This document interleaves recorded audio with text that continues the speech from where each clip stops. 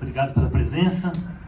Vamos lá. Agradeço o convite. Estou muito feliz, muito honrada de estar aqui. Eu assisti a primeira rodada que teve também das palestras com o Miguel Najib, meu cunhado, do Escola Sem Partido, não sei se vocês conhecem, e o Bruno também. Então, assim, foi muito bacana participar. Eu hoje estou aqui com a Cláudia Castro, que também é integrante do Instituto Resgata Brasil. Samuel, meu filho, está aqui também. Então, eu agradeço a presença de todos. Vamos conversar um pouquinho. Na verdade, não é uma palestra, é uma coisa bem informal mesmo. Eu gosto de passar para as pessoas a experiência que eu tenho, né, que é uma experiência mesmo de dia a dia. E a Cláudia é minha super parceira nisso, porque a gente começou juntas um dia, né, entre o primeiro e o segundo turno, em 2014, e a gente chegou à conclusão que não dava mais para ficar parada só assistindo o que estava acontecendo na vida política nacional e a gente precisava se engajar. Então, é um depoimento, na verdade, de cidadania. E o Instituto Resgata Brasil, ele tem exatamente esse propósito, de ajudar a despertar cidadãos, de ajudar na educação cidadã. E hoje eu vou falar aqui sobre as formas de exercício do poder, né? Que temos o exercício direto e a representatividade. Está previsto no artigo 1º, parágrafo único da Constituição, as duas formas pelas quais o povo, que é o detentor do poder, o exerce. Então, todo mundo conhece, né, a forma mais comum é a representatividade. São os parlamentares que nós elegemos, que nos representam. E a gente tem vivido assim, já há muito tempo uma crise de representação, né? A gente tem dito muitas vezes que a gente não se sente representado. E eu, desde o início, eu tinha uma maneira de enxergar essa questão, assim, que eu sempre ouvia, todos os políticos são iguais, não, política é coisa para bandido, e eu achava que não era bem assim, né? Eu achava que no meio daqueles 513 deputados e aqueles 81 senadores, devia ter alguém que prestasse. Era só a gente descobrir, né? Tentar descobrir quem, né? E desde o início eu procurei me aproximar daqueles que eu vi alguma chance de serem essas pessoas, né? E tive, assim, uma surpresa que eu acho muito bacana, que eu descobri com essa forma de estar bem próxima deles, né? De ir ao Congresso, de passar a frequentar o Congresso, que nós, na verdade, somos responsáveis por darmos a eles também até motivação para nos representarem da forma que nós desejamos. Isso foi uma coisa incrível, porque surgiu da experiência mesmo, do dia a dia. Eu moro em Brasília desde 72, eu confesso que antes de 2014, se eu tinha entrado no Congresso 2 vezes, uma foi na minha formatura na UNB, que foi lá, a cerimônia de colação de grau, e a outra vez foi numa palestra de reiki que eu fui dar lá. Então foi as 2 vezes que eu tinha entrado no Congresso. Hoje eu brinco e falo que o Congresso é quase como se fosse o quintal da minha casa. E eu vejo da importância da presença, e hoje eu falo que, assim como eles nos representam, nós podemos dar a eles a motivação e a voz que eles precisam para nos representar. Hoje já tem vários parlamentares que estão surgindo, que não tem mais vergonha de dizer, eu sou de direita, ou de defender alguma coisa que até 2 anos atrás seria considerado um absurdo, né? Como, por exemplo, falar mal do PT. Bom, então, a forma de representatividade, né? A gente já está acostumado. E uma outra forma que a gente não está muito acostumado, que é o exercício direto. Eu vou mostrar para vocês muito da atuação que eu, a Cláudia e outras pessoas assim, ativistas temos tido, né, de 1 ano e meio para cá. Para vocês terem uma ideia, a gente sabe, é uma coisa assim que dá muito trabalho. Ser cidadão dá trabalho. A Ruth, hoje, minha irmã estava falando, quando a gente estava voltando do Rio, a gente comentando com o motorista do Uber, que amanhã a Câmara Legislativa vai votar a lei né, que está regulamentando aí o serviço de Uber. E a Ruth estava brincando, falou assim, vocês não dá muito trabalho, a gente acorda todo dia tendo que derrubar a Dilma, né? tem que derrubar mais alguém, procurar prender o Lula, todo dia a gente acorda com essa missão, derrubar a Dilma de vez, prender o Lula e agora derrubar uma lei que estão querendo criar. Dá trabalho, mas é muito gratificante também. Bom, então, a forma de exercício direto está prevista no artigo 14 da Constituição, que são o plebiscito, referendo e a iniciativa popular. Vocês acompanharam, todos nós acompanhamos, há pouco tempo, né, teve a lei do Ficha Limpa, que foi uma coisa que surgiu da iniciativa popular, e teve que ter, assim, a gente tem que ter mais de 1,5 milhão de assinaturas para conseguir um projeto desse. E agora, mais recentemente, nós estamos aí com as 10 medidas contra a corrupção, que foi uma iniciativa, na verdade, surgiu do procurador da República em Curitiba, mas que passou rapidamente para o povo, né, e colheu mais de 2 milhões de assinaturas e hoje está aí para ser finalmente levado aí pelo Congresso, já está sendo discutido, daqui a pouco vira lei, né, se Deus quiser. Bom, eu sempre digo, né, que a política é como uma TV sem controle remoto. Se a gente não se levanta para mudar, a gente assiste o que não quer, né? Aqui a minha apresentação como presidente do IRGB, que é um instituto recém-criado. Ele foi criado no dia 30 de dezembro e é um instituto que tem a modesta pretensão de resgatar o Brasil, né? Então o instituto resgata o Brasil e, claro, a gente conta com todos vocês para fazerem isso. A Cláudia, que está aqui comigo e está ali também, ela é a vice-presidente do Instituto Resgata Brasil, tá? Samuel, meu filho, também é integrante, Guilherme, o outro filho também, e estamos abertos, né? E é uma coisa, inclusive, que eu quero hoje, no final, vou pedir que aquelas pessoas que têm interesse em se associar, porque nós temos muita luta pela frente. Bom, o Ulisses Guimarães dizia que o político tem medo de povo na rua. E eu tenho cada vez mais constatado que isso é verdade.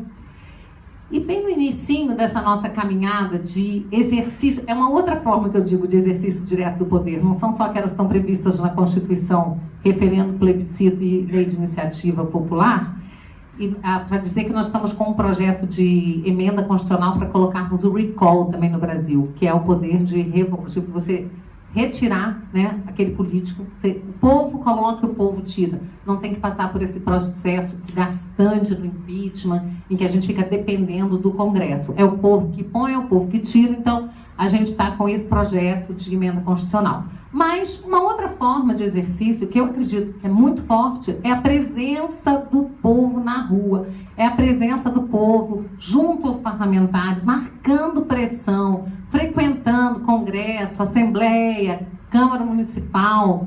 A gente tem visto isso, inclusive, nos últimos tempos, né, Miguel? A questão da ideologia de gênero, como foi fundamental a presença dos pais nas câmaras municipais, nas assembleias, que isso está mudando a realidade. É extremamente gratificante.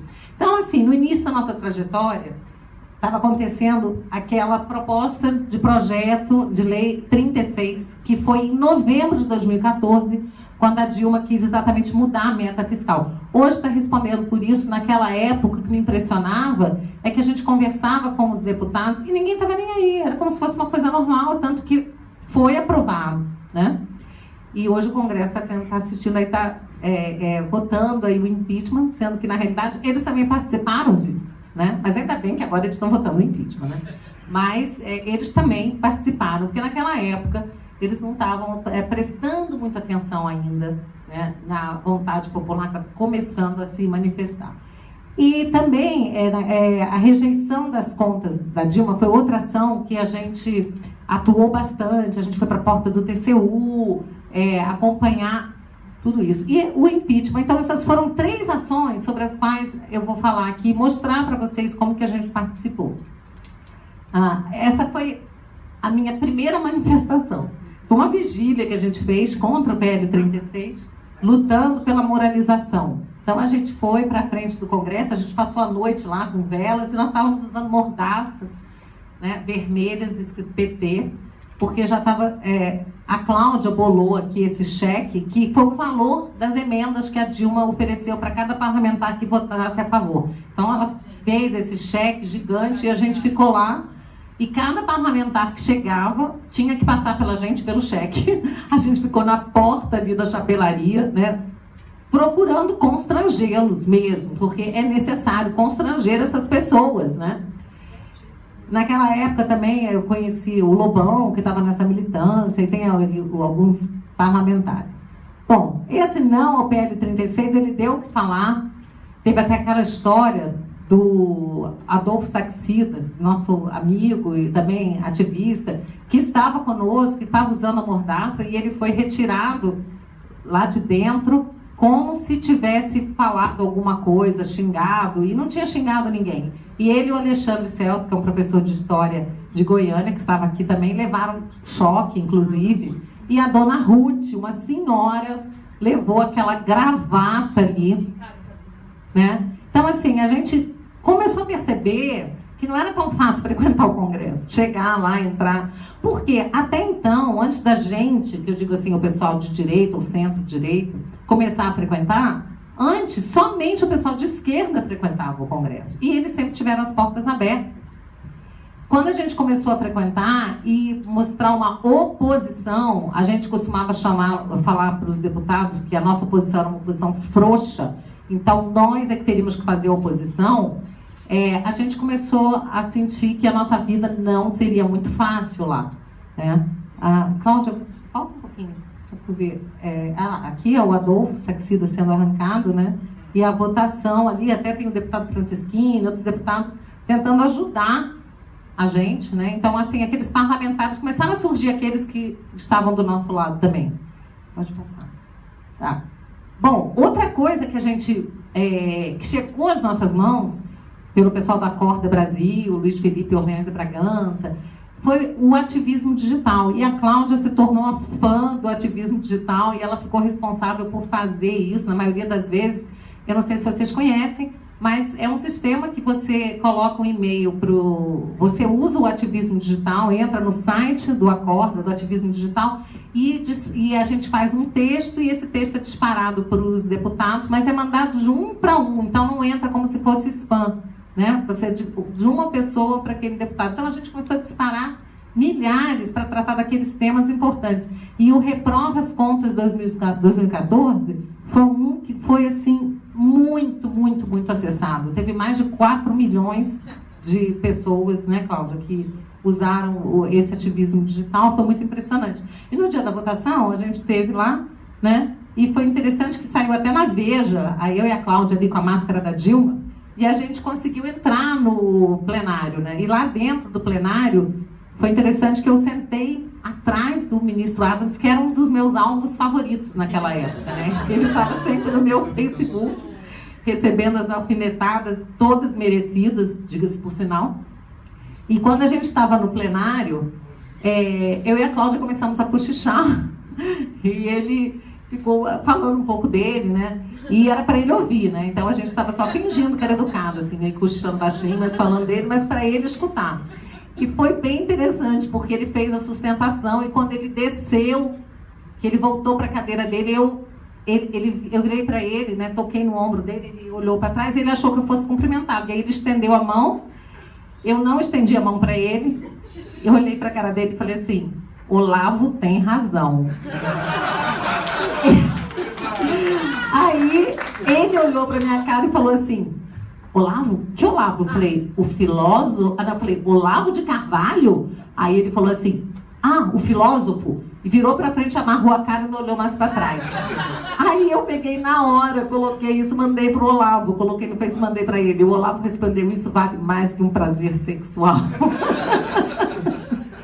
Foi muito bom. Então, assim, gente, a gente sofre, mas a gente também se diverte, tá? Tem momentos de pura diversão. Aí houve a rejeição e foi um momento realmente de catarse, né? Todo mundo que estava ali, porque a gente estava meses lutando por isso, o Tribunal de Contas tirava da pauta, os ministros lá se reuniam um domingo, tentavam chantagear. Vocês lembram de tudo isso, né? E aí, quando houve aquela rejeição das contas, a unanimidade, confesso, a gente não esperava que fosse dessa forma. E todo